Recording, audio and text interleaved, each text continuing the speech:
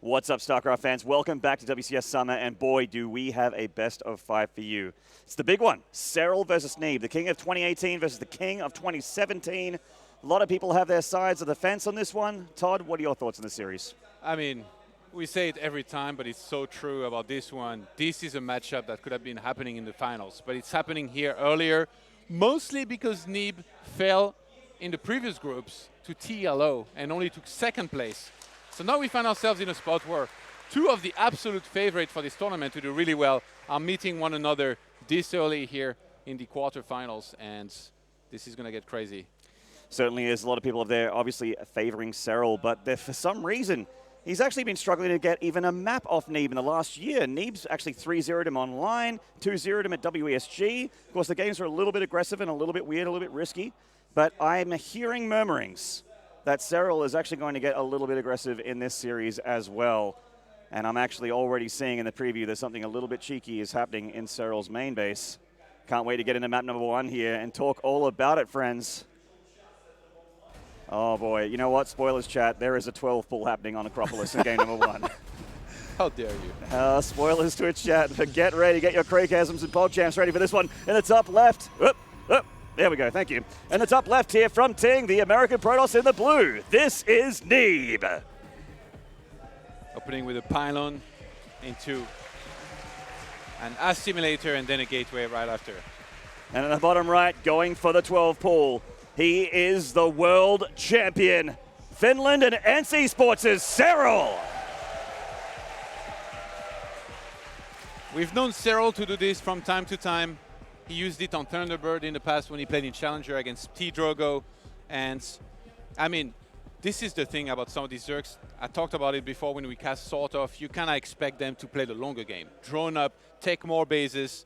They don't throw in too many cheeses here and there. I mean, this is not even like one of those real cheese, right? It's just the initial links that are there to do some damage. And with how smart Serral is, with his prioritizing, with knowing exactly what to attack, it makes a lot of sense for him to throw in a build like this here and there. And it's going to be a lot for Neeb to try and defend this exactly as he needs to, which if he does, he could get a decent amount ahead in a game like this. Oh, certainly if he holds. I mean, the probe is coming across the map. Serral is avoiding the probe with his Zerglings, though, taking the southern path. So Neeb's not going to know about it until the Zerglings rock up. The Lings are actually avoiding this probe completely, and it's not going to know until it sees the timing of his hatchery that something is amiss. As Serral here, ideally, you would like to unpower that gateway and that cyber I think he's going to get it, If you can do that, you can just run around forever, kill probes left and right. And the fact that the map is set up the way it is in the center is why he did just that. He knew he could avoid that one probe. Going across the map, he's going to get the pylon. He needs to start running around. Neeb's get the full surround. Oh, big surround here on those Lings there with the probes of Neeb. And of course, this is a lot of 9 mining time. He's just trying to get that pylon back up again to be able to repower this wall and get that Adept out. Serral's still putting on pressure. Keep in mind that back at home, he is expanding. He is starting to drone again, so he's not all in, but he is committed here to do a lot of damage. Yeah, Serral is preventing a lot of mining time. He could go again for that pylon to force the probes from coming back, but there's so many of them that those Links might die really fast. Serral is so good. He goes to the back of that mineral patch here, seeing that there was only one probe away from the herd, exposed by itself. That's right, but they do mine in herds. The probe getting back on the mineral line there. The Adept is out, which means the Link shenanigans are over for now. Neeb being very, very careful. Doesn't he get that? Oh, we got one Link heading to the main base just to see if Neeb's trying to sneak any tech on him. Very, very tough for Neeb to do that right now. You can see that he's actually just trying to afford, you know, the next step here in his tier 2 sort of repertoire for the Protoss. Like, is he going to go for a, Stargate Robo? It is going to be a Stargate here from Neeb put into the main base, and that's what Serral was looking for. Didn't get to scout it, but he did see the gases here of Neeb. Very good defense from Neeb, I gotta say. Like, he only lost a single probe. He killed 4 Links.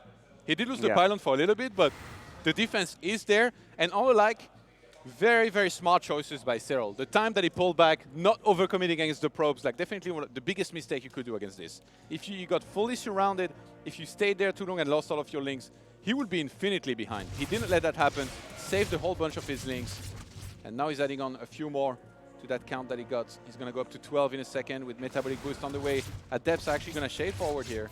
A little bit ambitious. He really wants these drones here.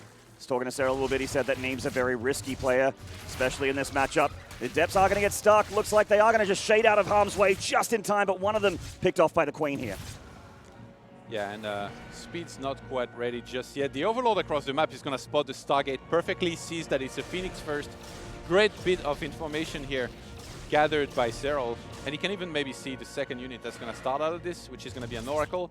Starts to fly away with the one Overlord. I mean, the one around the natural, but Neeb should have been able to see this, and that should be next on his list of things to kill with the one Phoenix. And behind this, we've got Serral obviously droning up as much as he can, but he's forced into making more Overlords right now. He's getting his third hatchery. Had to do a little bit of dance there with the Adept, which he caught in the middle of the map, by the way. So that's very nice for Serral. Speed is done for these Lings, so he has a bit more map control on the Protoss for now. Can't crack this natural, so Neeb is safe for that regard, but he is still owning the map. The Protoss is going to have to take a little bit before he gets that third base. The Oracle definitely wants to use its laser beams on the other side of the map here, not to clean up those Lings or anything like that. So it wants to look for drone kills, any kind of harassment he can find, and also scouting with that Oracle as well. Yeah, one thing that's going to be really nice for Serral this game is the way Chris spread is already going very nicely. Like, he's got so many crit tumors spread out. He's definitely one of those guys who, in this day and age, if you let him, I guess, stay on his side of the map and do whatever he wants with that Chris spread, it's going to reach the center very quickly. Manages pretty well to defend against the Stasis Ward here. Yeah, very decent awareness from Serral. And actually, earlier we saw him look at that Stargate. He wanted to see if it was still being used and saw that the Stargate was not making any more Oracles. So probably a read there from Serral to know that there isn't a commitment to Stargate tech, that he is, in fact, switching over into Robotics Facility and also Resonating Glaives.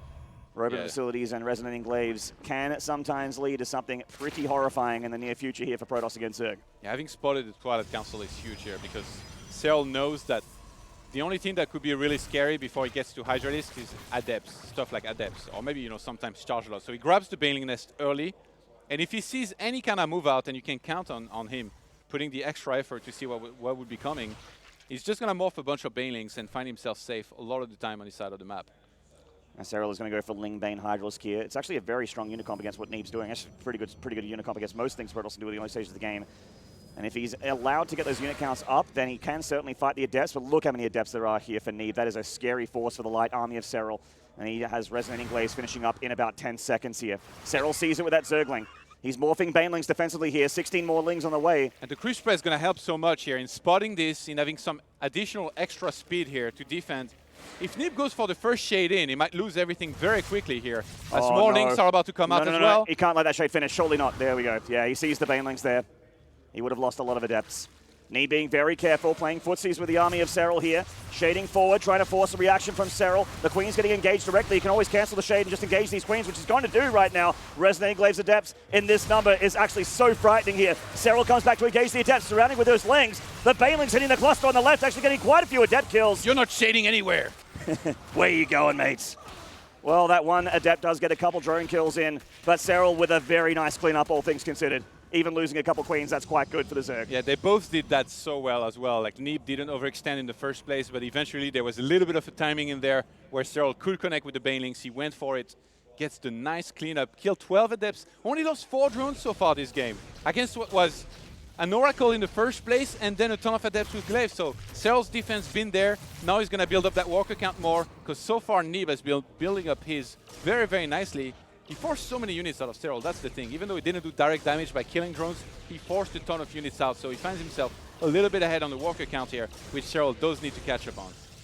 Great scouting here from Serral, and Neeb also doing a great job with that Oracle from the early game. Still alive and still getting drone kills and still keeping an eye on the Zerg's tech as well. Both players keeping each other honest and seeing what's up here. The Infestation Pit on the way for Serral, Tier 3 being unlocked shortly enough. Overlord speed finishing up, Baneling speed finishing up.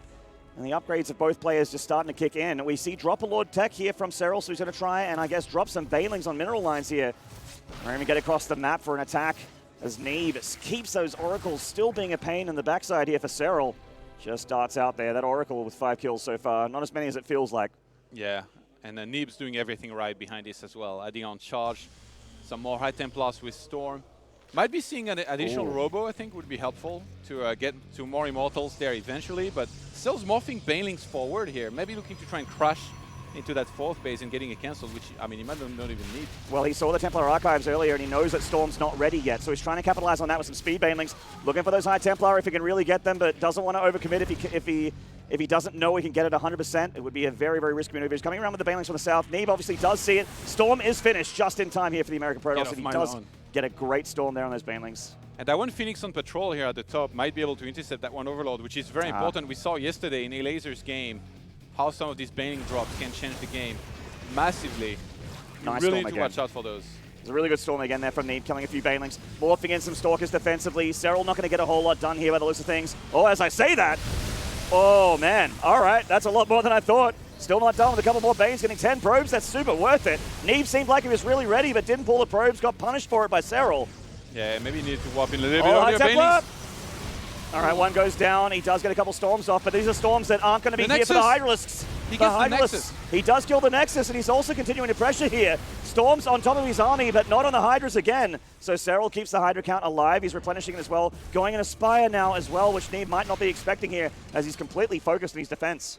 And we might get to the late game Zerg composition here in a moment where it gets really scary. Once there's stuff like Broodlords synergizing with supposed static defense that actually moves around, you know, aka Spores, maybe some Spines, Infestors, all that. So we'll see exactly what Serral chooses to go into. Like the Broodlords are the must grab, but he's getting Adrenal Glands as well.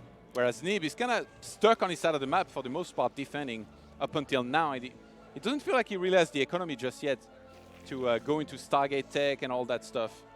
It's not every day you see Adrenal being researched along with +1 melee for those Zerglings. Yeah. These upgrades a little bit late for Serral, but considering the early game, that makes a bit of sense here.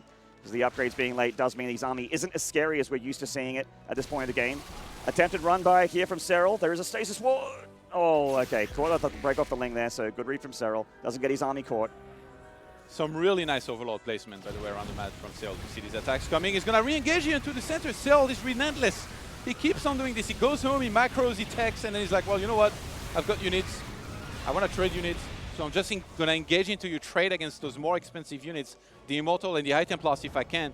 The big risk and danger in doing that is that if you lose a huge chunk of units and then you get countered, you're going to be, I guess, on the verge of maybe losing the game. Well, I mean, you don't get enough. Serral's making Corruptors right now, and that is not going to help him against this army of Neeb if Neeb decides to go across the map.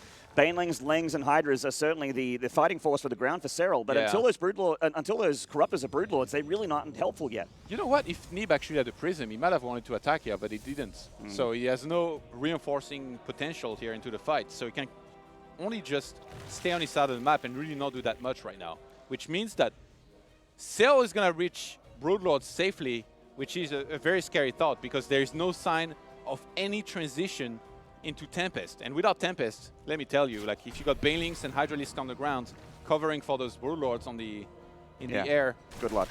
Raining down Banelings on top of everything. I actually don't even know does Neeb even have Blink right now? Like, how is he doesn't have Blink, so he really doesn't have an answer at all for Broodlords. Yeah. He already has the Stargate, but he might not even have an idea. Just because of the way Serral has been throwing away units and trading, like obviously, usually the timing you will go for Stargates, or like, I mean, more Stargates, Fleet Beacon and all that mothership, is when you're well set up on 5 bases. But Serral never let that happen. Or he delayed it as much as he could. Only now is the 5th base starting for Neeb. So if you look at his economy, like he's not even that close to maxing out just yet. He feels like he needs more units because Serral's going to attack him again soon. So Serral has done such a fantastic job trading the entire game that he's forced Neeb in this position where it feels like he cannot tech further. And now Serral having out-tech Neeb, I feel he's going to push across the map with Spine Crawlers, maybe some Spore, and just a force that Neeb shouldn't be able to handle eventually. I think Serral's just going to wait for Neeb to come to him and then surprise him with the Broodlords. Neeb is only just now getting those Stargates and that Fleet Beacon, and Serral saw with his Overseer earlier that there is no Fleet Beacon just yet, so he knows the Broodlords are going to be very, very powerful. High Templar comes forward here, but it's going to get killed by the Broodlings, not storming anything of Serral, and Neeb needs to get out of here. Those Broodlords are a huge problem. And Neeb actually tried to go for a run by here on the top right-hand side, but there was 5 Spine Crawlers waiting for these Zealots to come in, so he defended that easily. Finds Hydralisk across the map to crash into that Nexus. Yeah, Banelings crashing into the Nexus, not everything you want to see there for a Zerg. Storms from Neeb not really connecting with the Zerg army there, getting a few units on the fringe. The Storm Energy is really important because it's actually one of the very few things he has to actually damage these Broodlords. Until he gets those Tempests out, like you mentioned, Todd, he needs those Tempests so badly. Oh, Neeb's going to try to go around. He's like, there is no way I can find these Broodlords here. There is no way I can fight them and survive. He's going to evacuate. I like this choice. I feel like if he just fought against the Broodlords, he would do super hard. So he's trying to counter-attack with everything. And Serral's not really ready on his side of the map. He's just going to fly back.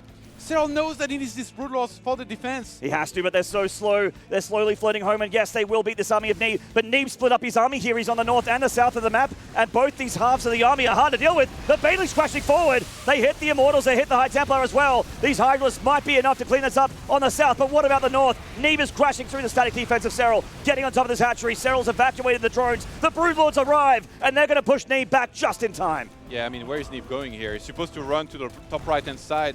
Might even need to recall here if he gets cornered completely. Serral, he suffered some damage on his side of the map, but it was really minimal in comparison to all the one that he dealt, killing the Nexus, Link still working on the buildings that were left over in that location. Tempest now finally being produced. He's getting Blink as well, but most of his ground army is gone, especially in the High Templars. Like, he lost so many of them. He's actually going to recall. Neeb just recalls there. Recalls to the third Nexus there.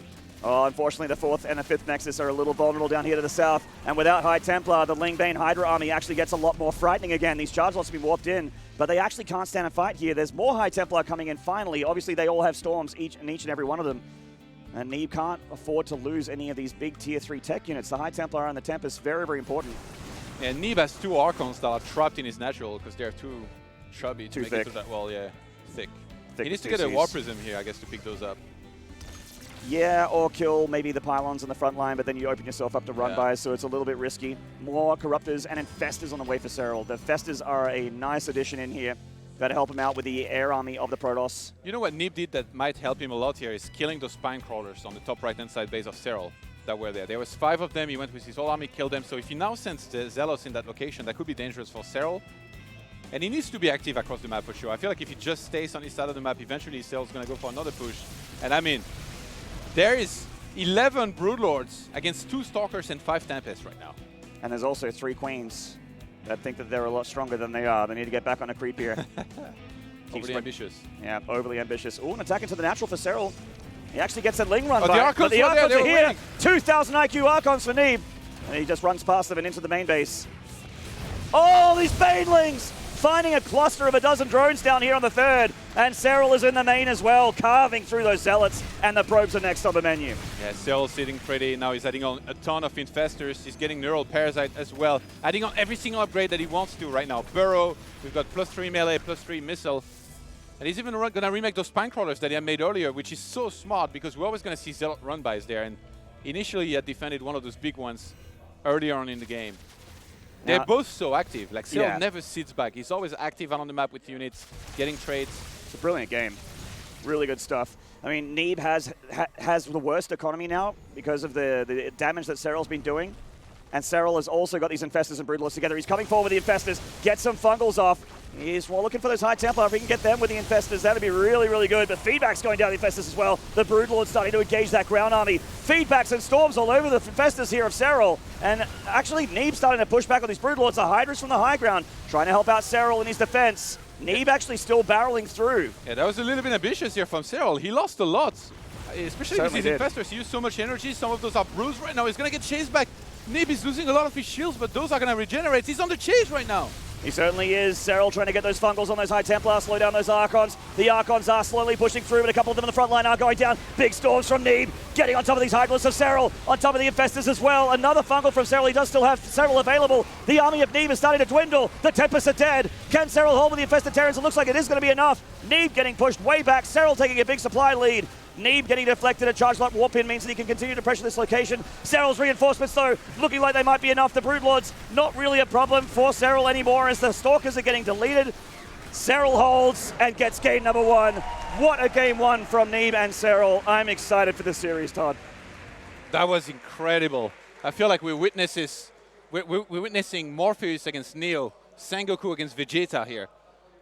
This matchup so far delivered and more, and we're just only one map in. Both players playing incredible, being active everywhere. They didn't miss a bit. They were fighting the whole time. Serral in particular across the map Which, I mean, for like usually it'd be the Protoss, right, harassing, and he was in the start of the game. He was the one that made the Oracle, the Phoenix, then the Adepts. But then it was really Serral that ran the show. Again, he put in so much work the entire game, kept Neeb on lower bases than he would have been usually, on lower tech than he would have been usually, and that's why the Brawlers were so successful. As soon as he got that, pushed across the map, didn't miss any time. He knew that Neeb was going to be too far behind on the tech towards Tempest, that he wasn't going to have any anti-Broodlord. And Neeb reacted properly. That's the crazy thing. It's not like he tried to take a really bad fight.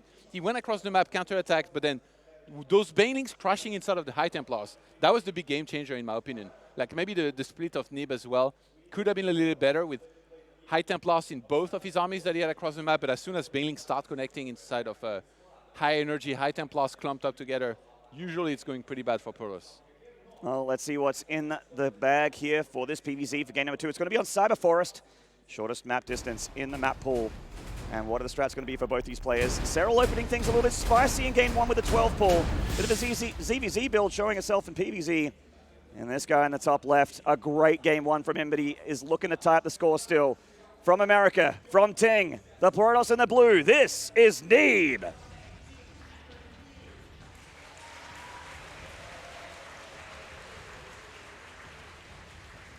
And the bottom right here, 5-time WCS champion, 2-time Home Story Cup champion, GSL versus the world champion, and world champion. This is ENCE Esports' Serral. Multiple world champion, yeah, that would suffice. He's won a lot of championships, okay? And Neeb actually going for the very quick scouts to make sure he could block that hatchery here. Yeah. And Zergs, to avoid this song and dance, just take their second base down where the third normally would be. Yeah. They're like, you know what? I don't even mind, but they do mind. Yeah. They say they don't mind, but it's like that meme where they're crying underneath the mask. It's like when somebody tells you they're fine. Yeah. Yeah, you know. Oh boy, that's my favorite. No, I'm fine. Yeah, that's great. All right, we'll see how Neeb follows this up here. He quickly realized that Serral had gone for the archery on the other location here, a little bit further away. And he's going to be in the Nexus before the Cyber Core. And I mean, Neeb, honestly, like he was doing a lot of things well. Maybe that first big Adept attack, he should have pulled back out of it, because he had already forced a ton of Links and Banelings. And I think, like, I don't know, maybe it's just that Serral reacted so well to it and I re-engaged into the Adepts before they could shade forward. But I feel like if he had preserved that Adept count, instead of going, staying out on the map and having that cleaned up, that would have been better. I mean, he was ahead in probes behind this, which is very impressive. But from there, Serral just, it feels like no matter how ahead you can get against Serral, as long as he's still alive and on 3 bases, you're always going to be in danger because he's going to build up that drone count so well. And after that, he's just so smart in the amount of units that he makes and how aggressive he is with them. Serral's decision-making is just so good, man. It just feels like he makes correct decisions based on what he sees, and he makes that decision within milliseconds. He's just the fastest thinker and one of the fastest players in the game, and that's why he is our reigning world champion. Neeb's probe still being annoying here in the natural. It's about 2.5 minutes, so Serral does want to get that third. Yeah, and he's going to end it down now as Neeb will head on home. With the 1 probe, we'll find out in a second exactly what... Okay, there it is. Twilight Council here from Neeb. So maybe a Archon drop opening. Yeah, no Stargate on the menu here this time around, at least not early on. And I mean, he forced the hatchery to be placed away from the natural here, so if he wants to really be aggressive again with something like Glaives, there is a chance it could maybe be a little bit better, because you can go towards the natural and then threaten the shade towards both the main and the third base, which would be harder for a Zerg to handle, especially if he were to skip roaches again. But we saw how well Serral adapted as well when he got just the Banelings. Obviously, the previous game was, every timing was off because of the opener as well, where he rushed with the Links. When Neeb 2-0'd Serral in WSG, one of his builds in one of his games was actually a really fast DT drop, and he does drop that Dark Shrine as I finish saying that sentence, where he got the DTs in very, very early. It's just 3 DTs instead of 4. Oh, the Adepts, the Adepts. Okay, 1 Adept gets surrounded. That's a great catch from Serral. He's going to get it too. Very nicely done. He's going to get both. Oh, we're going to get both, yeah. That's a great catch. Oh, recall, recall, recall. Nope. Wizard, please, buff. You're not going anywhere. We anywhere. need a better recall, guys. All right. Don't make these jokes. People are actually going to get real offended. Okay. There are people out there that don't realize I'm joking. That's true. That's definitely my fault, Todd. And definitely those people don't need to lighten up. So the Lings of Serral just looking around here, trying to dot his I's, cross his T's. And it is going to be the DT version of the Archon drop for Neeb.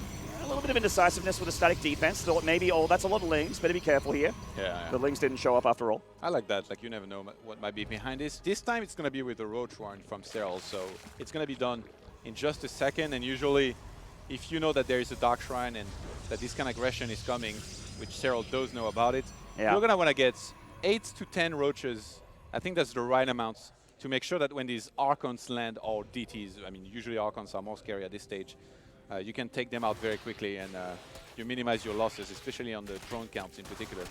Another Adept. Don't mind if I do. Does go down, and that probe looking to take a third base, getting denied as well. Here comes that DT warp in. Overseer already here for Serral. He has that lair, and the Roaches are here as well. Just trying to pull those Queens back for safety.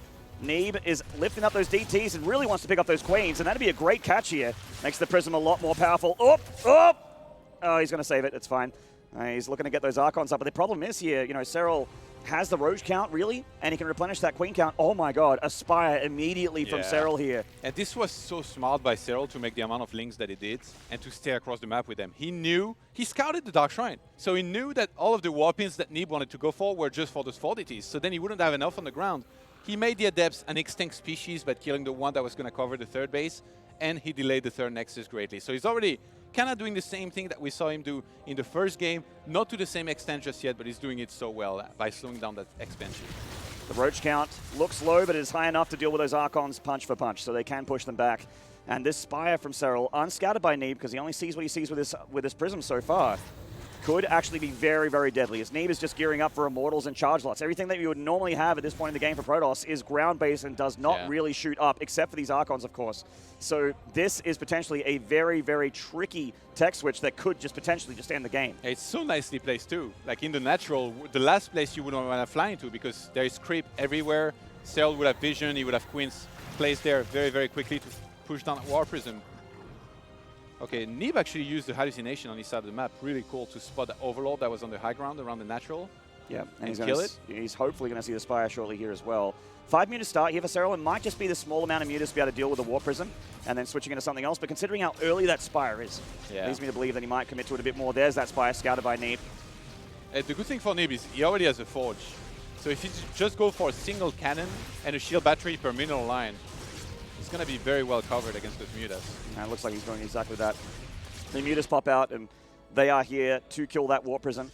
Serral is not looking to commit to these mutas just yet, though. He is still droning up, getting melee upgrades as well. So he's sort of leaning up towards the Hydra build again, I think. Just out of the Spire, which would be, you know, a little bit expensive just to get the Spire for the War Prism, but it does certainly shut it down, and these mutas are still useful in the game to potentially pick off High Templar and stuff like that. Prism getting targeted down, and Serral doesn't quite get it. Wow, 1 hit point. Damn. And behind this, in typical Serral fashion, he drops down the Baneling Nest and the Infestation Pit, both. So he can keep his options open. You know, he could go for a lot of Roaches. Make sure, like having the Baneling Nest doesn't mean you have to go for Banelings, but if you're being attacked and you know that you're in imminent danger, you morph a bunch of them, it's going to make you extra safe against most of these attacks that are going to come early on before there is like a ton of Archons. Certainly. Blink being researched here by Neeb, respecting the Mutalisk still. And he starts Hive. Yep. Pretty fast Hive here from Serral. That's a confident young man there. He's like, well, you know what? I feel like even if you attack me now, I'm going to be fine, so I'll just start Hive. And if you attack me, I'll just make enough units to hold on. He's getting a ton of drones right now, Serral. 5 more on the way. He's already up to 72. Well, he already has a Spire, so he can get Broodlords pretty quickly here. And also, I mean, Serral, funnily enough, got Adrenal really early in Game 1 as well. I wonder if that's another thing he wants to do with the Hive here. Still making a lot of Lings. He's so good with his Lings. Like, he always is looking for run-bys across the map. Even like last game, after he left with the Broodlords, when he had sniped at Nexus, he sent a bunch of Lings to clear out the rest. The shield batteries, the pylons, even the assimilators. A lot of small details like this that he's just really good at. That's one of the wonderful things about this game. There's so many details. Very hard to catch them all. Mutas getting into the main base here. There is a cannon. No shield battery, though, so they can still gun through these probes. Gets 4, and darts on out there with the Mutalisks. Loses 1. Yeah, Blink is about to finish, but he's not done yet. Which so going to be sad about, because he could definitely have caught some here. Yeah, these mutas aren't really something that Serral wants to continue having in this game, so he's just keeping them alive and basically making them a harassment threat for Neeb more than anything. Spire is becoming greater here in the natural. So early. Yeah, 9th minute. So fast. So much has happened. 9th minute. And Neeb didn't drop a Stargate when he saw the mutas of Serral either. So I mean, he does at least have Blink in this Yeah. game, so that's nice. I think Neeb's plan here should be to get close as he can to maxing out and then maybe attack before there are Broodlords, ideally. Does Neeb have any splash damage in his army? Because Serral might actually just roll through with He's got quite here. a few Archons. He's got a the lot of Archons are pretty nice, and actually the Stalkers die really. Funnily enough, they're not that. The Banelings are pretty crap against Stalkers as well. I mean, if I look at Serral's army, it feels like he's just massing lair tech and looking to go all in. But then I look at the production time and I'm like, he's got a Great Aspire about to finish. He's doing it all at the same time. This is certainly a little bit different here. Neeb blinking forward again, just doing a bit of damage on those mutas. And Serral is just 17. making so many Banelings. 17 more on the way here. He's going to be up 48 Banes. 50 almost soon, yeah. Oh, damn. And +2 melee is on the way now. Corruptor's now going to start. I think he's just trying to be threatening in the center. He's like puffing his chest out, trying to say, well, you stay on your side of the map, because otherwise I'm going to engage into you and crush you. As to make Neeb scared. White is going into Broodlords to do the same timing that we saw last game. Serral's holding this part of the map. The Lings avoided the Protoss army, but they darted on through, and they're looking for that fourth base on the front. Yeah, Neeb's reading into this very well. He knows he needs to go for a timing. He somehow knows that there might be Broodlords soon, even though he hasn't scouted the Great Aspire. So he's moving forward. He's got a ton of Archons. There was no transition into any kind of storm this game. He's like, you know what? I need to fight now. You're going to be on lair tech units, even though Broodlords are in the production tab. Can he go up this ramp against that many Ravagers and Banelings? That's a lot of Banelings here, Todd, and Serral's being careful with them as well. Connects with a few units there. And we got a Baneling run by at the third base, getting 15 probes as well. Great run bys there for Serral. In fact, 2 still surviving. But the big idea here is from Neeb. Can he actually end the game here with this push? He denies +2 attack on that Evo Chamber, so that does help out a bit. But the Broodlords are done, Todd, and they're here. Serral has bought time. Can Neeb get these Broods? Or will Serral barrel through with his Baneling count? He's actually being a little bit indecisive with his Banelings. Pulling them forward, pulling them back. Biles connecting with the Protoss army. There's the blink from Neeb to get the Broodlords. The Banelings defend. But it looks like Neeb still has a pretty big army here, Todd. He already did so much damage, but he's choosing to commit. Banelings looking to try and connect against the Stalkers, but they're kind of running in circles around them. GG. And Neeb, with the perfect timing and the perfect reaction after game number 1, realizes that this was the one timing you're supposed to do against what Serral's doing, and it works perfectly. What a game from Neeb there. Great reads from both players. Really cool builds from Serral there, and Neeb actually reacting very well to Serral. He's never overreacted in any part of that game. He read him so well, and that counterattack was just brilliant. Neeb didn't even scout that Great Aspire, but somehow, you know, we see everything. We can look at the supply, we can see everything that's being made and every timing, but he was like, you know what? I can feel it. I can feel like you're going for Broodlords. It's going to be really scary if I wait more. Gets us close to maxing out as he can before finally going across the map with a ton of Archons, more Archons than Serral could handle. And guess what? Serral was getting ready for this attack the entire game as well by getting a ton of Ravagers and Banelings, but it still works thanks to the Archon count and a lot of Stalkers and already having Blink as well. Archons and Stalkers can take about 5,000 Banelings to the face, and Serral only had 50. So it's good. And you can see where Serral's mind was at. He's like, I'm going to get a lot of Banelings here because Neeb doesn't have Storm. So that was the idea there.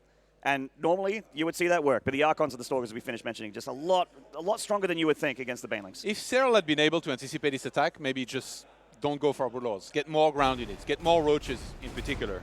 More Roaches, more Banelings, and then just hold on the ground, and then you've won because it's such a huge commitment. That was the entire army of Neeb there.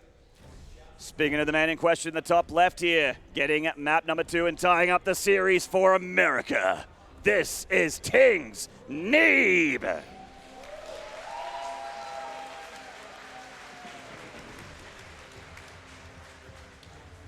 In the bottom right, looking to take the map advantage. The Finnish Phenom, the world champion in the red. This is NC Sports' Serral.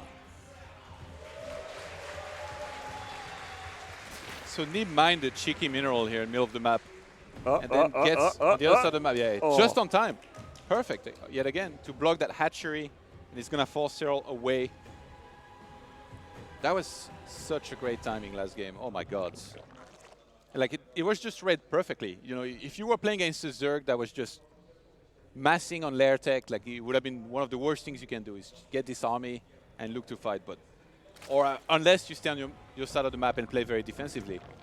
And it's not like Serral overextended or anything. No, it was just trying to be offensive a little bit here and there, not nearly as much as in the first map. I mean, so brilliant. Like, honestly, I'm so impressed. You're absolutely right. Like, if Serral wasn't taking a tier 3 and trying to get those Broodlords, if he was maxed or close to max with Roach Ravager Baneling, then it's a much different story. Yeah, you need to stay at home, tech more, be the one that upgrades more. But in this case, he had a fantastic timing, which, I mean, if you're Serral, definitely you can have a couple regrets about this game because he was going, I think, pretty decent up to this point. It's just, I feel like he got caught off guard by this. He probably expected Neeb, you know, to go on autopilot, so to speak, stay on his side of the map, tech more, go for Tempest. And then that would have meant Serral would have been able to hit the timings that he wanted to hit with the Broodlords. That probe still being annoying here for the Zerg. Shoos it out of his house, though. So Serral once again having to take the uncomfortable third location for his first hatchery outside of his main. And Neeb has shown him cannons before in their previous series, but not in this one. It's just a gateway expand from Neeb going from straight into Stalker, actually, to try and get rid of this Overlord. Yeah, he's chrono boosting that. Serral realized a little late here. So he's going to try to fly away for now. He should be, I mean, this Overlord should be fine. Yeah, Neeb's going for Stargate. It's got that high ground. I like Stargate on this map. You know, there is a good amount of dead space around the bases that you can use to kind of come in and drop down some Stasis Ward if you have Oracles, which usually, I mean, you're always going to have Oracles here. So that's more links than usual, by the way. It is. Serral going for Overlord speed here. Ooh. He wants to make sure he can scout. Like, this is one of those maps where it's harder to scout. Like, the main base is like really big in space. And if the opponent puts his tech building at the back of his base, he's got an Overlord speed before link speed. Yeah. Damn. Don't see that every day. He wants that information. Damn straight. And I guess I see where he's headed at, because on this map, the Protoss generally will wall in that ramp, so the Lings aren't going to be too effective to give you scouting information, apart from just patrolling like Serral's doing right now. Neeb sending in one Adept. He sees that there's the defenses not really here at the third base, so he's going to start attacking those probes. The probes drill and try and defend here. Workers arrest, citizens arrest here on that Adept. Adept takes so long to die to a Queen. Neeb getting a couple drones and then leaving there with the Adept still alive. And without speed, it's hard for Serral to punish and kill this Adept. Lings are going to go look for it. Now, the Overlord spots that there is a Phoenix that's being followed up by an Oracle. He's going to fly on the other one home. And Spores are going to be up on time.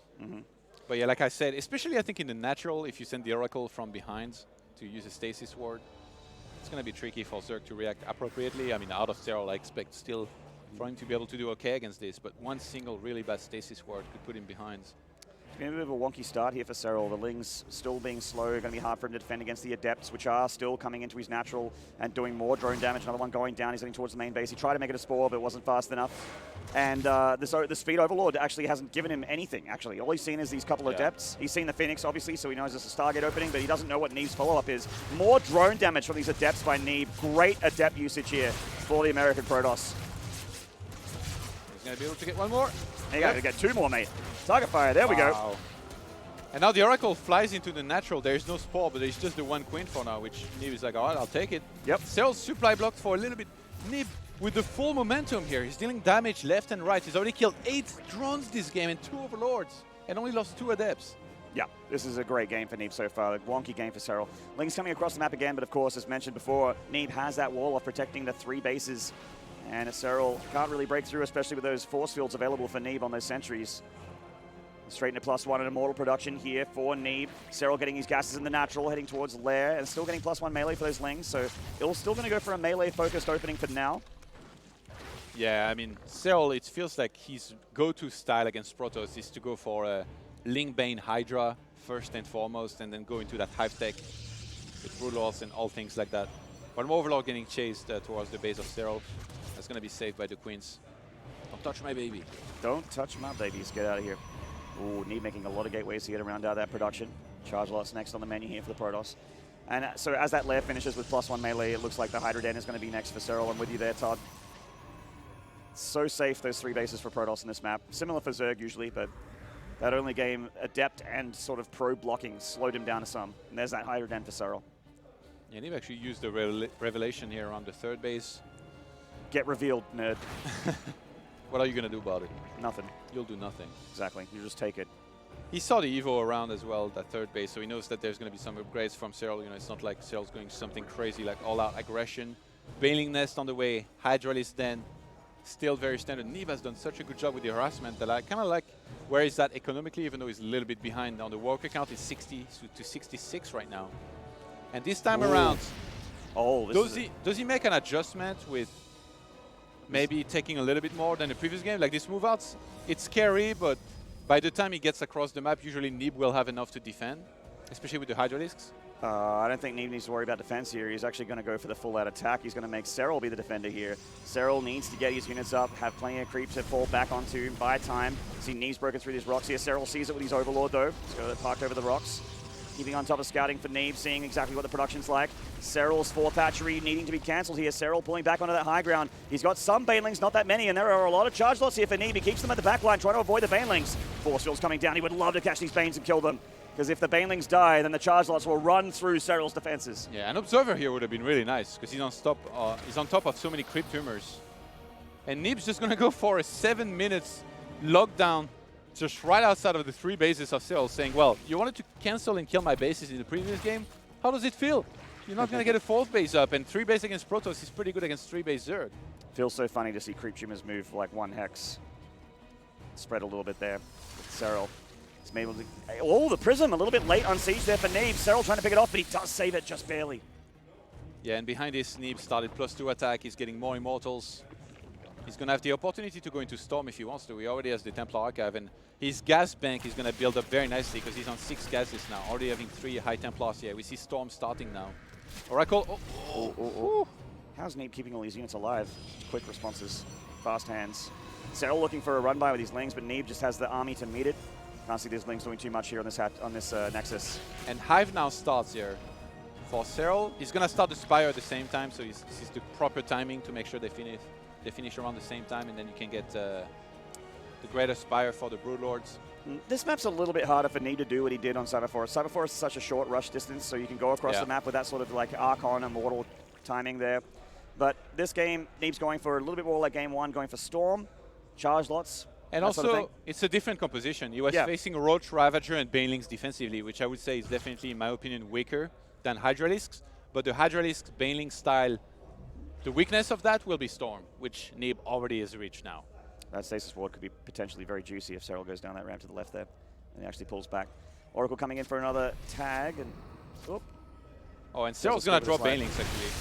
He's morphing them around the north side of the map right now. He wanted to drop those Banelings, but Neeb sorted that, so now it's just an empty dropper lord. And now that Neeb sees this tech, this just means he starts dropping more cannons. You see there are a few more on the way here for Neeb. Yeah, but I mean, 1 cannon doesn't not really help much against 1 Overlord. And ideally, you want to spot it, move away, warp in units, and make sure you get the proper defense.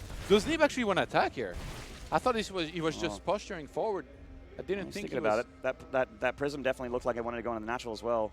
Okay, Baneling drop on the other side? Yeah, Phoenix and Cannon together though. Banelings do have +2 attack, but only one of them comes out and does basically nothing. I mean, he gets a couple probes, that's all right. Serral attacking with a small cluster of Ling Bane Hydra here. Looking to get more probe kills on this base. Oh my god. Oh, Neeb actually defending really well here. Neeb doing a great job. Oh, nice catch from Serral, by the way. Good defense on both sides. That charge lot run by deflected very hard. Oh, more charge lots dying to the Banelings. Neeb losing that front line here. He's going to be very careful. And there's a Prism on the top right-hand side here for Neeb, so he could try to send that towards the main base. Usually you kind of want to fish for that Greater Spire. If you can find that and kill it, it's the ideal scenario. Just feels so awkward for Serral to still be making Lings at this part of the game when you're up against a unit comp that's so good against it. The Immortal count quite high, and obviously Lings and Hydras do okay against Immortals together, but there's so many Storms. Yeah, but they have so much mobility. Like, you're looking to counter-attack, you're looking to morph them into Banelings and have enough of them to actually eventually connect. But it's so hard to run by on this map with that choke point for Neeb. And Neeb's going for the faster double Stargate and the Fleet Peaker this time, so Neeb is actually reading Serral's follow-up very nicely. He's 1 step ahead. Serral spotted that Prism, by the way. You got it? No, I mean, he spotted it on the right-hand side, so he's kind of cornering the area, making sure that he can catch it if he were to try and fly past everything. Another Baneling attack. High Templar. There's a High Templar. It's a nice catch with those Banelings if he gets them, but goes for the probes instead. Up! All right, gets 6. No, not too bad. He got a High Templar as well, so all those things considered, it's a pretty good run by. That one Oracle is still alive and tagging stuff left and right. Just tagged the Overlords here in the middle of the map, so didn't quite catch the army. Yeah, with the Greater Spire finishing now, this is going to get really scary. All right, Prism dealt with, though. Is there a Prism in this army for Neeb? He's lost the one on the front line. Looks like he can't actually reinforce this. He has no second Prism. Serral with a lot of Hydralisks and Banelings here. Neeb with a lot of Storms. Oh my god, I'm surprised he's stepping on creep here. There's so many Banelings, but Neeb's so confident here in his micro.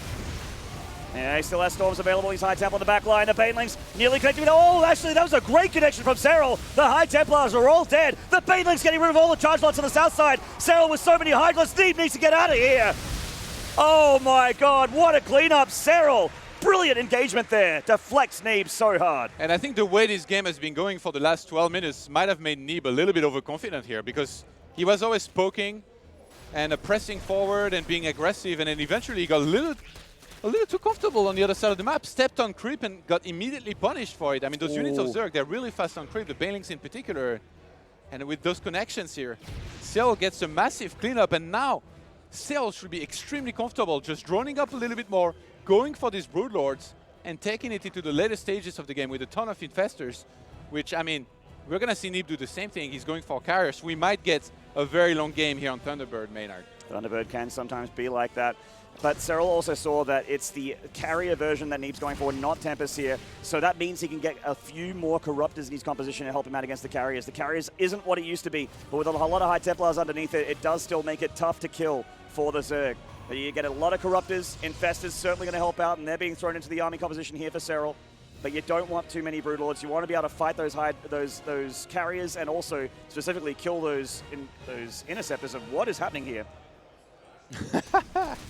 They're having a meeting. Oh, Nexus run by it. Actually kills it there with the Lings. It was very damaged from earlier. Serral just finishing it off. The great council of drones. That's right. Talking about the strategy the meeting for the of the wise games. men. Meanwhile, charge loss on the bottom left-hand side, clean up a bunch of links. And we have +2 attack being researched here for air weapons for Neeb, whereas on the other side, everything that you're supposed to grab as Zerg, additional static defense, Corruptors, Infestors, Neural Parasites, going to be extremely important. Serral is so good with his Infestors. He certainly is. Neeb on creep here, showing that he is rotating to the north side, killing some of that creep through as well. Serral looking to attack into this Nexus. Neeb pulling back, which means he doesn't feel like his defenses are good enough. He needs the army to help out. Nexus Serral, attempt. He's so good at using the mobility of his army. Yeah. See, he moves down there with the Hydralis, then he realized the entire army of Neeb's coming, so he pulls back. He's always looking to be active, and all alike, if Neeb just sat on his side of the map, then Serral wouldn't be able to do that, but he'd be so comfortable to keep on expanding and building up his economy and taking more. So they both have to try and stay active as much as possible like that. It's a dance that goes on for these entire games. By the way, these drones are still up there on the top right-hand side. Well, that means Serral's actually down on economy. Similar work account, but... World champion moves. World champion. It makes me feel better, honestly. All right, well, charge lots attacking to the north and the south, hitting from the north and the south. The drones just realized, oh my god, we're not attacking units. And they're going to go on home. Maybe transform into a couple additional spine crawlers and spore crawlers. Spores are very important here against those interceptors. Charge lots trying to get past the spine crawler forest here of Serral into the drone line. They actually are on a move, so they actually aren't going to do anything here, unfortunately for Neeb, fortunately for Serral. Okay, Neural Parasite is available here. Yes, so and a lot of Infestors. Yeah, Neeb has to be extremely careful. If his entire army starts getting fungled and Neural, there's going to be a nightmare real quick. By the way, Neeb has made the one Oracle this entire game and never had to remake any other one. That guy's been tagging Zerg units left and right like a zookeeper, and every single time came back home alive. That's right. And he's still there. And I know that because I say this, he's probably going to die, but I'm going to say it anyway. The late game Dark Shrine, and Mama is coming. Mothership being made here for Neeb. There it goes. Never mind. The Todd curse. That Oracle could have been alive this whole game for Neeb. What if Neeb loses this game because he doesn't tag an army that catches He's him? going to remake one, The burrowed Infestors don't get tagged because the Oracle's dead. It's your fault, Todd. How do you sleep at night? I don't. Mothership on the way, Dark Shrine, Plasma Shields, upgrades, and +3 air weapons now as well for Neeb. Serral, I feel like he really wants to get rid of these Hydralisks, but not in a non-cost effective way. So he keeps going forward here at the bottom side of the map. Getting an Archon's nice. And these Hydras are going to get taken down slowly but surely here by those carriers. Neeb actually split carriers between different armies. He's got 4 at the top with those 2 Archons and some High Templars as well. Yeah, he wants to break through this defensive line, the static defense of Serral. The Banelings in this Overlord actually really skirting past Neeb's defenses. He went past all the static defense here. Neeb, oh no, excuse me, they're Hydralisks, not Banelings. Twice as scary. I would have liked the Banelings. There's an Observer, mate, sorry. Yeah, sorry, mate. Okay, this army at the top from Neeb is very close to where Serral is, but he does have the watchtower control, which that will change in a second. Hydra's just getting dropped here on top of the cannon. A bit of a weird-looking attack, but like you said, Serral's trying to get rid of those Hydras and make supply for, I would normally say better units, but he's making a lot of Zerglings right now. Yeah. Oh my god, we're gonna have DT Blink being researched here. We've seen it more and more, and I like it. You know, I feel like especially if you're gonna make a whole bunch of DTs, it's totally worth it. Fear Dragons at this event. Every time he sees Shadow Stride being researched, his nostrils flare, his back arches. Gets ready for those. Gets some nerd chills. Certainly does. Actually, Neeb is mixing in DTs within his army. That was cute little fungal. Yeah, fungal for an observer. You don't see it every day. These infestors are charging up on energy Maynard. It's getting really scary. Like when I see, you know, oh my god, these energy bars going up, I'm like, yep, that's a lot of potential damage here. All of these infestors, all of these broodlords. What's up, Wings Liberty? It's a nostalgic unit composition here for me. All Serral has to do here is never fight without spores and spines around his army, and that's exactly what Neeb's looking to try and abuse. He's gonna go left and right, go all the way around this army, try to circumvent fighting against all the static defense additional to the army of Serral, and just prevent him from expanding as much as he wants to. Whereas Serral, it looks like he's expanding towards the top, which means he wants to siege that top base location. And eventually he's going to look for those big fungal and neural parasites, which he can get. If he can get them, it's going to be over really quickly here for Neeb. Neeb wants to prevent that by landing storms and feedbacks, ideally, I guess, on top of these infestors, which is going to be extremely hard. Neeb gets a tag on the Broodlords there. You know what Neeb's been doing a great job of in this game? Denying creep. There is not much creep at all for Serral. As you said, that actually catches a bunch of queens in the middle. He's awfully close to the spores. Oh my god. The infestors, they're going for it. Oh, lands some feedbacks. Very nicely done by Neeb. Still more energy available for Serral here, and with those fungals, it's going to be hard for them to escape. Oh, he grabs that mothership. But after it recalled, so yeah, Neeb so gets on out of there. That was beautiful. He did that exactly on time when he needed to, and he was able to land some feedbacks just before. And this might cause a massive siege at the north here from Serral. If he starts on losing patience, he could actually mine some of these minerals here, the ones that have 5 patch on the patches, and then kind of siege through the area. He certainly could, although most of the units for Neeb fly now. He does have these blink DTs, oh god, which they've already killed a hatchery, so they're just coming back to try and finish the job if Serral wants to retake it. I mean, this base is basically mined out. He could go for the entire main base. Like, the army of Serral is completely immobile. It's a lot of broodlords and a lot of infestors. He only has 12 Hydralisk and 21 Lings, which I guess will be enough for this. Fungal. Oh, something got knurled. There it is. Carriers have been taken here by Serral, and he's dropping Infested Terrans as well to help out with those interceptors. The Broodlords also cutting into that static defense. DTs of Neeb in the main base of Serral also looking for damage, catching some probes. They can get the Great Aspire. That's getting +3 air attack. I don't know about killing the Extractor here. That's not the best choice. Neeb on the counter attack here. He does not want to fight against all of these Spore Spines. Oh, so many Infestors. And Broodlords. Yeah, Serral literally only sent Infestors back. He's like, I don't even need the Broodlords here. Well, they're doing the job. He kept that Great Aspire alive as Neeb was actually attacking the Extractor there. And speaking of Extractors, high yield gases have been taken for Serral. He's got that extra little bit of gas income. That pretty blue glowing lights. You don't see this base taken very often at pro games, so pretty cool to see. Another DT is trying to do what the 8 previous ones couldn't do here, chasing some drones around in the center. Nope, not gonna happen. Nope, neither is this Nexus. Serral getting the damage done here to the economy of Neeb. Both players finding it tough to expand. I'm amazed that Serral managed to get that high-yield gas base here. Yeah. And he is going to mine through those minerals, which means he can just send through Lings there, like you mentioned. That's a path for Serral to attack. No, I think he's going to move Spores up to that location eventually and get a full siege. I agree with you. I think that's a great idea. Not much static defense here. Neeb has some high Templar, but they don't actually have storms yet. It feels like Neeb doesn't know what to do. He just went all the way back home with his army. He's not even, out on the map trying to be active, trying to do counter-attacks or anything. So Serral's feeling very comfortable sieging that base now. Do you feel like perhaps Tempest were the better choice here for Neeb? Just for the ability to, like, with the Oracle tag, maybe get rid of Infestors? I don't know. I think it's so hard as well because of the Spores. And, I mean, you could obviously face Viper as well eventually. There's so many Infestors anyway. Yeah, I think maybe, like, if you keep on upgrading out of the Forge and then use more Prisms to really do big Warpins instead of the main base of the Zerg and stuff, it can be good. But, I mean, at the end of the day, I think he knows much better than me. And Neeb, he's going to go for the counter-attack here. On the other side of the map, there's a ton of Spores. Serral actually left some Corruptors. He's walking back with all of the Infestors. Yeah. While at the top, the Hydralisk and Lynx cleaned up the rest of the base. And as far for mining bases go, Neeb doesn't have that much remaining. Serral still has a couple fresh ones. Look at the bank. Look at he. It's pretty good. It's building up much more nicely here for Serral, who's ahead on Walkers now. Yeah. Thanks to that base in particular. Yeah, that's what I mean. Like, see, Neeb doesn't have many mining bases anymore. He's going to get rid of these changelings here, but he's taken the Nexus to the very, very south. He just took it. Down at like the 630 location.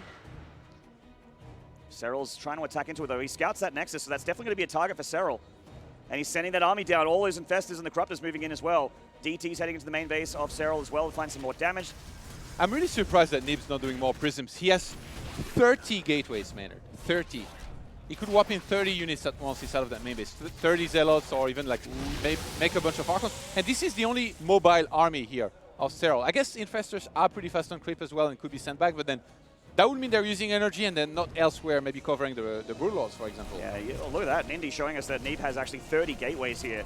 So he could certainly remax with a massive ground force. But it's just so tricky. Like, does a ground force actually stop this many Infestors? It just feels like there are no fights that you want to take against this many Infestors, plus the static defense. Right.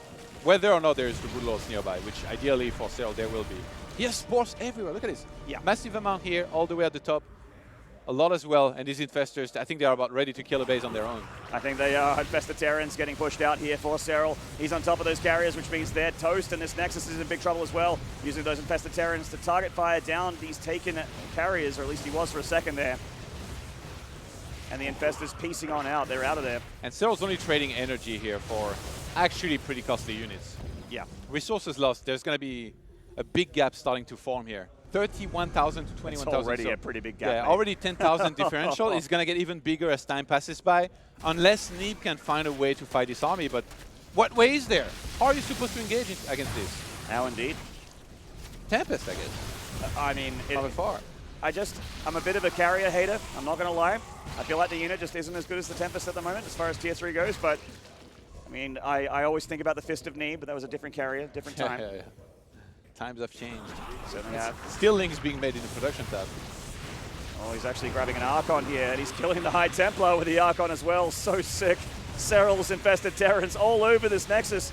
And then Interceptors are coming on in, but the Infested Terrans are killing the Interceptors as fast as they come. A double time warp, actually, on the Infested Terrans. Why not? What else are you going to use it on? Actually halves their attack speed. Actually, you might want to save enough energy to recall. Wouldn't that be sick? If he finally got caught in a corner, he couldn't recall because of Now, this. you know what? Oh, the tag. Oh my god, this is the money tag here. If only it did damage. Now, Neeb gets the Great Aspire going, yes, I did it, but unfortunately, Serral made a Great Aspire. He's made 2. There's one right there in the natural. Actually, where is it? There it is. Yeah, he could kill that as well, I guess, eventually, if he finds it. Yep. For now, oh my god, is Neeb losing patience? Again, he has no recall. Oh man, these Lings getting on top of that Nexus. Neeb can't really do anything about it. He's sending down the Mothership. If he can cloak this Nexus, he can save it for now. Oh, there's the DT at the top. It's going to have a field day. Especially if it realizes it can kill drones too. Pretty quickly. Serral's moving in that position to actually defend.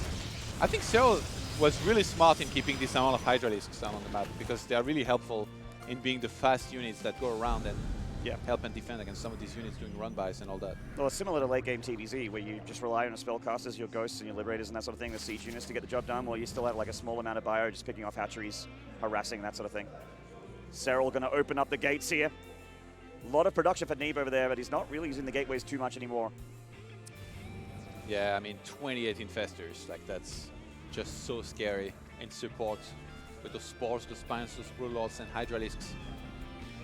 And Neeb, I'm sure he would love to fight, but it just feels like he cannot. I think he's trying to reach a critical mass of carriers where eventually he'll be able to fight against this, because that's certainly the plan, but every time Serral comes in with those Infestors, he kills 1 or 2 of those carriers. Neural parasites. At the end of the day, spores are nice to have as a reinforcing thing for your army, but you cannot upgrade their damage. They're not like units. So missile attacks actually don't affect them. So if you can get a ton of carriers and you get to a critical mass, then maybe you can finally take on this army plus a bunch of the spores and win the fight. Serral's Hydra's fighting a little bit of damage over here, pulling Neeb's army all the way back to the 3rd base. Meanwhile, the bulk of Serral's forces moves through the middle here of the creep. He wants to catch these carriers. He gets a couple, pulls them towards these Infested Terrans and Corruptors. And that is just energy for some very big resource losses there for Neeb. Yeah, Neeb is absolutely helpless. He just had to watch this happen. There's nothing he could do about it. Oh man, the Spore Crawler for us moving forward here for the Zerg. Bungles on the army, it detects them and also does a little bit of damage there. The Interceptors of Neeb coming forward. Big tag there on the army of Serral. Storm's coming down. The Broodlords along in this fight as well, getting on the Archons, getting on the High Templar. Looks like this might be the big fight in this game. Massive Storm there in the Infested Terrans. The Spore Crawlers are helping out so much here for Serral as well. The Interceptor count for Neeb is all but gone. He doesn't have that many left. Comes forward with a bunch of Blink Stalkers, which are cloaked, and they're definitely helping out, but the Infested Terrans are just cutting them to pieces here. Serral is crushing the army of Neeb with those Infestors. Yeah, Neeb is down to 7 Interceptors. That's it. He's going to try to reinforce on the ground with his 30 gateways. But all Serral has to do is pull back, regroup, remake some units, let that energy regenerate on his Infestors. And he had such a big bank. Look at it. He's still got 9,000 minerals, 6,000 gas. If he had lost all of his units, he still could have remade 60 mutas, man. He certainly could If have. he had the supply free for it. That'd be weird against this many Stalkers, but the Stalkers of Neeb have been made. He's blinking forward, and he's just trying to get anything done with any kind of unit composition. Serral is making sure that Neeb is as all in as all in could be here. He kills another Nexus. Neeb has no resource income anymore, really. Nothing consequential anyway. And Serral just needs to remake this army with this massive bank, which he already has done, to finish the deal here against Neeb. Yeah, Neeb is back up to 34 Interceptors. This is now or never. He's going to try to make this work. He's going to blink forward inside of those Infestors. Can he do it? Oh, it's going to be tough. Infested Terrans coming down for Serral. The Corruptor's also helping out from the bottom side as well. The Broodlords coming in to help with the Stalkers. The Stalkers realizing the Broodlords are a massive threat here. They blink and chase. Serral's replenished his army with a bunch of links. We're actually going to be very, very helpful. And Serral gets the job done after nearly 30 minutes of CVP action. Pushes back Neeb and takes match point here. As he heads towards match point, I should say. Don't ever go careless against me. Honestly, man, I just don't feel carriers anymore. Like, they're just not as good as they used to be. But does Tempest make a difference? Yeah. With that army composition of Serral, it's hard to think of what is actually like a direct counter to it. Like, yes, you can beat that army, and I've seen that army being beaten, but it feels like you need to not mass up an army and sit there. You know what I mean? Let this get a bunch of energy and like. I agree with you, but at the same time, I don't want to condemn the unit because Serral won a game against it. That would be something very dangerous. True, true, true. But yeah, the carriers didn't look that useful this game for sure, as Serral just countered them perfectly. He always had spores, and eventually he got the fight that he had been waiting for, where Neeb attacked into a ton of spores, and just kind of run out of Interceptors. Well, a very good war of attrition there. That's what it was. Serral just trading efficiently all that game. We saw that the resources lost were pretty insanely in his favor. 10,000 resources in Serral's favor at like the 30-minute mark. Oh, that got even that gap got way bigger later on. Certainly. As he kept on trading, and it's such a tough call, you know. Like, we can sit here at the casting desk and be like, oh yeah, we could have sent a Prism to his main base and warped in a ton of units. But at the end of the day, what would have happened? Neeb would have sent back his Hydralisk, all of his Infestors, cleaned up that ground army, gotten a cost-effective trade. Like, wherever Neeb was going to go, Infestors were going to rule supreme here. So maybe Tempest, but I mean, can you sit there for 30 minutes and shoot from far away and never really make a big mistake that will lose you the game instantly with Tempest? It's very tough too. Yeah, I don't know. Oracle Tag, Tempest, it seems tough though. Up to players better than me to figure it out. In the top left here in the blue. From America, currently against the ropes, this is Ting's Neeb. Oh, wow. Serral. He's going for something cheeky here. I'll introduce him for you. In the bottom right here on match point, this is our world champion, the God Emperor himself, ENCE Esports' Serral. He's going for a hatchery block, Todd. He's going for a hatchery block, or potentially even a proxy hatchery, a very Bly-esque strategy here. Yeah. Still dropping down the hatchery on his side of the map on the low ground, as to make everything look normal here up to this point. We'll see in a second if he tends to do that. As Neeb, he needs to stay in this series here mentally. It's going to be really tough, honestly. Like, the one game that he won, he played absolutely perfect. Had a fantastic timing that I think Serral maybe was not as ready as he could have been for. But other than that, it's been Serral running the show. And he's going to go to the hatchery block, the natural here of Neeb. Very, very annoying, which means Neeb's probably got to get a Zealot up here. He starts a second gateway as well. And the probes have been pulled to slow down that hatchery's hit points. It's very, very annoying strategy, especially if the Zerg manages to actually squeeze an Evo chamber in there as well. Really slows it down. Yeah, but the good thing for Neeb is he already had an assimilator. Yeah. Cybercore starts here, and Neeb burning down that hatchery. So, you know, he's losing mining time. This does cost Serral money, of course, so it's a bit of a trade, but it ends up working out in the Zerg's favor ever so slightly. So he is going to go for it. And there's that Evo chamber, as I mentioned, slowing down the natural even further here. Serral being very annoying with this drone. Just wait for the extractor. That's usually the cherry on top of the cake. Oh no, you didn't. So you take Neeb on an express ticket for Tilt City. All right, as the Cybercore finishes, wouldn't be surprised to see double Adept production starting here. Really one of the great way you can somewhat counter-attack here in this position. But Serral's already obviously thinking about this. He's done this build before. And he's already mining off the extractor that he made. Spawning pool just finishes, so he'll be able to get Queens, Links, go into metabolic boost quickly. Taking the gas in the main base is very annoying for Neeb, because he would have liked to have that already, I think, and start mining from it. Yeah, you generally want it in the low 20-ish supply. You're going for a macro opening here. So it does delay things a little bit, but he did get double Adept. The depth is very light on gas. And certainly a good response to what Serral's done. Yeah. You know, Serral doesn't have a whole lot of units back home. He's only just started speed, so he's got a few slow lings, but he is making them at the right time here to deflect against the Adepts. And you see, he didn't go directly through the middle. He sent one Adept on each side to try and intercept any links that would have been going this way, kind of like it happened in the previous game where he got rushed. I think ideally for Neeb, he'd like to be able to kill a bunch of drones here, but Serral should be ready with the amount of links that he has. Yep. And he knew these Adepts were coming. He's got the creep chamber forward injection here from the Natural Queen. The Adepts really want that drone line. Serral is losing lings here, but he's keeping the Adepts away from his drones, and that's the main goal here for the Zerg. Oh, gets an Adept kill. That's really nice. That slows down the drone damage here for Neeb, or potential drone damage. He actually hasn't gotten any drones until just now. There we go. 2 drones have gone down, actually. Going for the 3rd. The Adept wants to survive here. I don't know if it will. Oh, just barely. Wow. 9 hit points, and it's out of there. Nicely done. And he did kill quite a few links here, actually. Like, Neeb almost made the most of that in that, you know, if he committed for drones, he might not even have killed them and lost both of the Adepts. But now, he cleaned up a bunch of the links. He forced extra ones, and he did get the 1 drone. So that was not too bad. And he goes again for the 1 Phoenix.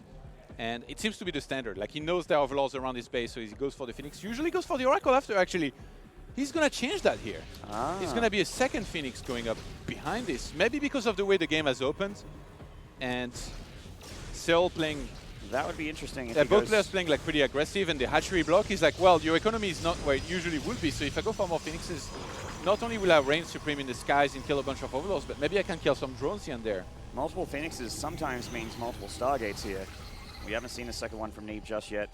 Lair and Roach Warren on the way for Serral at the proper timing here for the Zerg to deal with things like Archon harassment, just early game attacks. So pretty common for the Zerg to get the Roach Warren and the Lair done now. Neeb still making Phoenixes here. It's going up to 3. Ooh, actually, Serral flies in there to try and get a scout. It's going to be revealed that it's a lot of Phoenixes. This is one of those maps where, like, the 2nd and 3rd base of Zerg, they're, like, not super close, but not super far away either. So you're definitely going to have a lot of room with the Phoenixes to fly around, pick off units, you know, being rallied from one base to another, flying in an angle where the Spore can't shoot to pick off some drones. And the Roach run just finished as the Lair is about to here for Serral.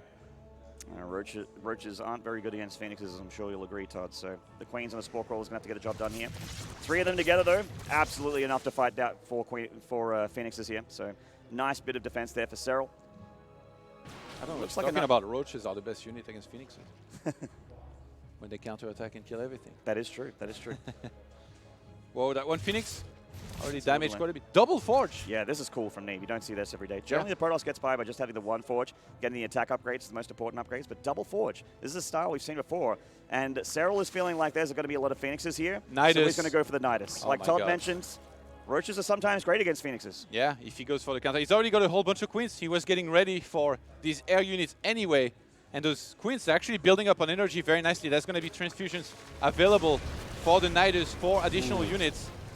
How does he get a unit instead of, like, I think ideally you'd like to go for the main base, right? To throw down the Nidus, but certainly you can't really get a unit there. If you want to be really bold, you can do it rogue style and actually just send the lings towards the natural and put it on the other side of the wall. And you might throw it down on the, I don't know where. Oh, Neeb smiling a little bit there. A couple Phoenixes to those Queens. Okay, so he makes it outside of the 3rd base as to reinforce quicker into that position. There is a bunch of sentries available, but you need a triple force field to fully seal that ramp. Do you think Neeb's going to go into Disruptors here? So the robotic Well, I play mean, finishes I don't know like- that he'll have quicker. time. No, I don't He think needs so to either. defense here first and foremost. I think he needs to triple force field perfectly and then re-warp in sentries and go for that again. Well, he's still making immortals. Robotics Bay is complete. Double Forge still quiet here as Neeb knows he needs to be on the Oh, defense. there is Ravagers to break the force field anyway. Neeb might be in a world of trouble. I don't know if think he's he supposed to is. sack that base. He's going to try to defend it, but Serral is going to start on streaming in there. Maybe recall into the natural. I don't know. If he tries to fight, this might be it. It's looking really rough here for Neeb. The Lings are right on top of those sentries. The Adepts and the Stalkers don't look to be enough. Serral right in his face here with his army, and Serral is actually just going to force a victory just like that. We had a long game there on Thunderbird, but Serral is done with this series. He wants to get onto that semi-final. And that is going to be it for Neeb. Serral eliminating the American Protoss and continues his run here at WCS. He will not be denied. And he says, where is Showtime? Bring him to me. That's going to be a sick match. Before we get there, we have an interview with our winner, Serral. Take it away, Smix. Thank you very much, Maynard. Congratulations, Serral. This was by far the most anticipated match of the tournament leading up to today. And I think so many people were so excited coming into this match. Did you feel any extra pressure at all knowing people's expectations? Well, not really any extra pressure, but I was very high for the match myself as well, since I haven't really played against Neeb too much in the big event. So it was a very nice to play against him, even though he's not necessarily the opponent I want to play against in round of 8. A lot of people were praising Neeb's PvZ specifically. So coming into today's match, what was your preparation like? Well, I had a couple builds prepared, the 12 pull and then the proxy attack in the last game, but otherwise I was just gonna go with the flow pretty much. The Cyber Force game, I was supposed to be Swarm Host, but I kind of autopilot into my normal Muta stuff.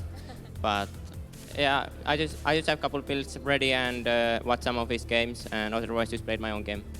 I wanted to ask about the 12 put that you had on Acropolis because it seemed like Neeb handled it pretty well, but from your side, did you feel like you had done enough damage, or how did you feel about that opening? Well, I'm not enough experienced player to actually tell that with 12 pull, but I felt like it was fine. It was even at first. He lost a lot of mining time. I felt like instead of killing the pylon, I should have probably, when the first game, I should have probably turned around a bit and forced the fight, since the pylon actually, killing it wasn't the best choice. I could have killed it later, since he didn't even start the unit yet. So I did a couple of misplays, but I think it was fine. It wasn't too bad, since he lost so much mining time. And about Cyber Forest itself, it was a pretty good start from you. You were able to deflect the Adepts and also delay his third, and yet he was able to take the game at the very end. So were you just not expecting his all-in, or? Well, I was kind of expecting him to get Storm, but I wasn't expecting this exact push. I knew he was going to do some kind of anti-Brood Lord timing, and I was a bit out of position. I should have already tried to hold my 5th base, but I don't think I would have managed to do that. So I'm not sure. I feel like this Muta style, and the Brood Lords might be a bit too late with this, and I'm not sure if it's the best, since I think that game was very convincing for him. Well, of course, taking down Neeb is, must be a huge boost to confidence because you're going up against Showtime next. So it's another Protoss player, but you just took down one of the best Protoss players in the world. So what are your thoughts about Showtime? I'm always very excited to play against Showtime. I think we play a lot of games on ladder and whatever, and normally we have nice games. I'm not sure how much he likes late game nowadays, but yeah, I don't know, it's a nice match. I think I was a bit more worried about Neeb. I think in general I match up a bit weaker against him, so I'm more confident, but Showtime's very good, and he has showed a lot of good games this tournament, so it's going to be very hard, and I hope we show them nice games. I hope indeed that's the case as well, but for now, congratulations once again. Serral is moving forward to that semifinal.